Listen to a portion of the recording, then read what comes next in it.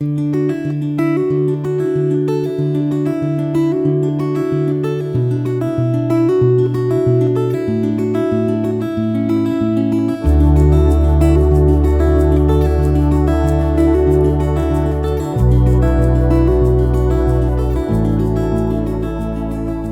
reading begins in Deuteronomy chapter 5, starting in verse 1. Moses called all Israel and said to them, "Hear, Israel, the statutes and the ordinances which I speak in your ears today, that you may learn them and observe to do them. The Lord our God made a covenant with us in Horeb. The Lord didn't make this covenant with our fathers, but with us, even us, who are all of us here alive today.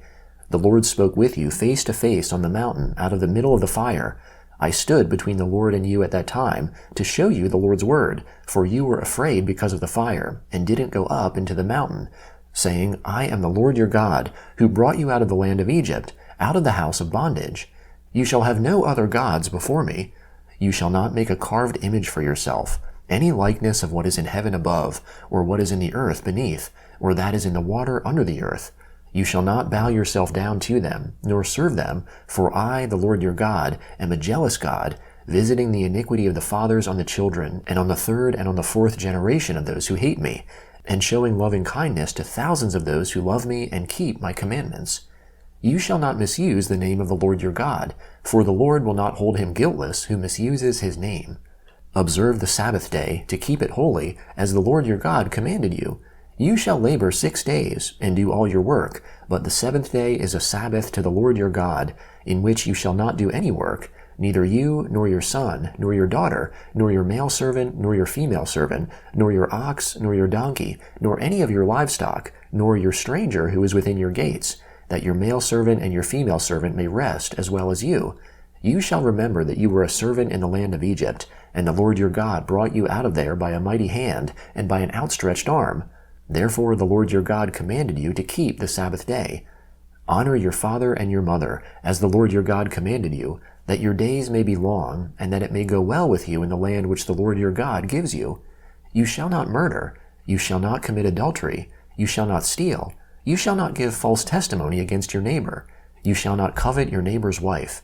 Neither shall you desire your neighbor's house, his field, or his male servant, or his female servant, his ox or his donkey, or anything that is your neighbor's. The Lord spoke these words to all your assembly on the mountain out of the middle of the fire, of the cloud, and of the thick darkness, with a great voice. He added no more. He wrote them on 2 stone tablets, and gave them to me. When you heard the voice out of the middle of the darkness, while the mountain was burning with fire, you came near to me, even all the heads of your tribes, and your elders, and you said, Behold, the Lord our God has shown us his glory and his greatness, and we have heard his voice out of the middle of the fire. We have seen today that God does speak with man, and he lives. Now therefore, why should we die? For this great fire will consume us. If we hear the Lord our God's voice any more, then we shall die. For who is there of all flesh who has heard the voice of the living God speaking out of the middle of the fire, as we have, and lived? Go near and hear all that the Lord our God shall say, and tell us all that the Lord our God tells you, and we will hear it, and do it. The Lord heard the voice of your words when you spoke to me, and the Lord said to me, I have heard the voice of the words of this people, which they have spoken to you.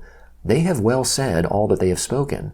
Oh, that there were such a heart in them that they would fear me and keep all my commandments always, that it might be well with them and with their children forever.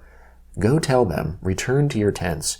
But as for you, stand here by me, and I will tell you all the commandments, and the statutes and the ordinances which you shall teach them, that they may do them in the land which I give them to possess. You shall observe to do, therefore, as the Lord your God has commanded you. You shall not turn away to the right hand or to the left. You shall walk in all the way which the Lord your God has commanded you, that you may live, and that it may be well with you, and that you may prolong your days in the land which you shall possess. Now these are the commandments, the statutes, and the ordinances which the Lord your God commanded to teach you, that you might do them in the land that you go over to possess, that you might fear the Lord your God, to keep all his statutes and his commandments, which I command you, your son, and your son's son, all the days of your life, and that your days may be prolonged.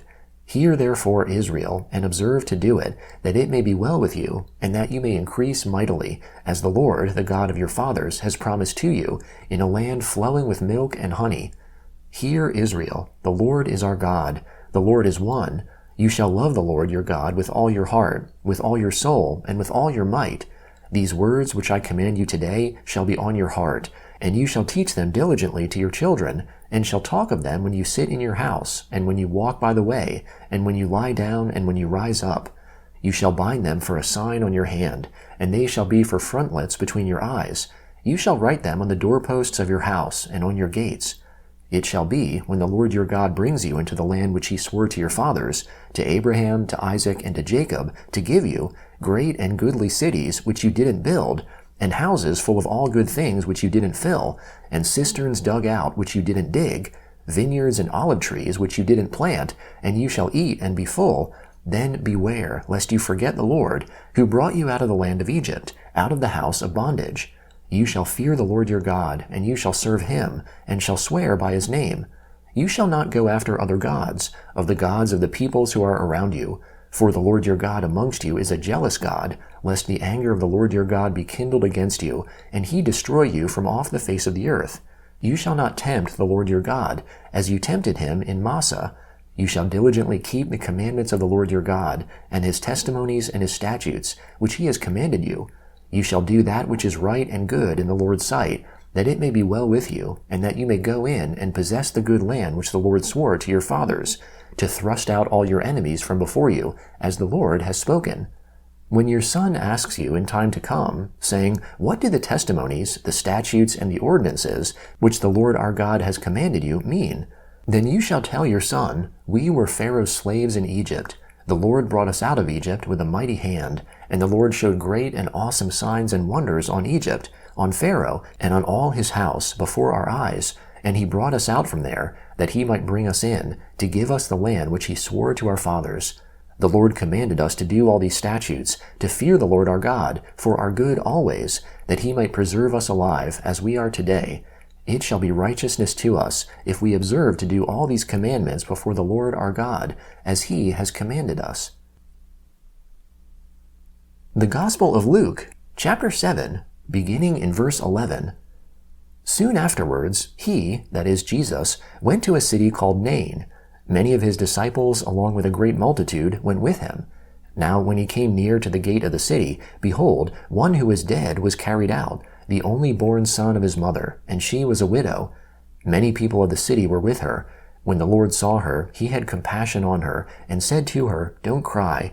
He came near and touched the coffin, and the bearers stood still. He said, Young man, I tell you, arise. He who was dead sat up, and began to speak. Then he gave him to his mother.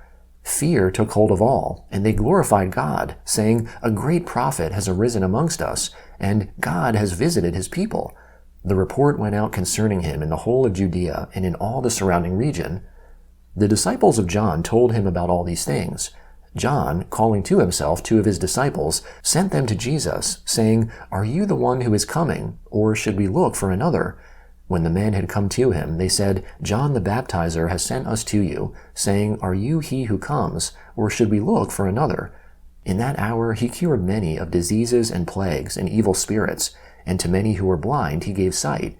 Jesus answered them, Go and tell John the things which you have seen and heard, that the blind receive their sight, the lame walk, the lepers are cleansed, the deaf hear, the dead are raised up, and the poor have good news preached to them. Blessed is he who finds no occasion for stumbling in me.